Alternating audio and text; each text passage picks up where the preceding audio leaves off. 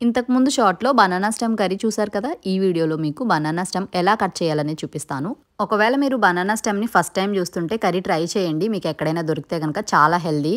First అయితే banana స్టెమ్‌కి అటు ఇటు సైడ్స్ తీసేయాలి. ఆ తర్వాత పైనున్న లేయర్స్‌ని ఇలా తీసుకుంటూ వెళ్ళాలి. కొంచెం లేతగా ఉంటే గనక అవి జ్యూస్ చేసుకోవడానికి యూజ్ చేసుకోవచ్చు. లైక్ ఇలా ఉంటాయి కదా! కొన్ని మధ్యలో ఉన్నాయి చూడండి. ఇవి లేతగా ఉంటాయి. ఇవి కూడా నేను పాడేనండి. తులసమ్మ దగ్గర దీపం పెట్టుకోవడానికి యూజ్ చేస్తూ ఉంటాను. బనానా స్టెమ్‌ని కట్ చేసేటప్పుడు కూడా ఒక ప్రాసెస్ ఉంది. ఇలా రౌండ్‌గా కట్ చేసుకున్నాం అనుకోండి ఈజీగా కట్ అవుతుంది. ఒకవేళ మనం స్ట్రైట్‌గా కట్ చేస్తే గనక కొంచెం టైం పడుతుందనమాట. లైక్ ఇలా స్ట్రైట్‌గా కట్ చేస్తే పీసెస్ కట్ చేయడానికి కొంచెం టైం పడుతుంది. కిడ్నీలో స్టోన్స్ ఉన్న వాళ్ళకైతే ఇది చాలా బెస్ట్ రెసిపీ అనమాట. అండ్ ఇలా పైన లేయర్స్ ఉంటాయి కదా! కొంచెం ఆ పీచ్ అంతా కూడా తీసేసుకోవాలి.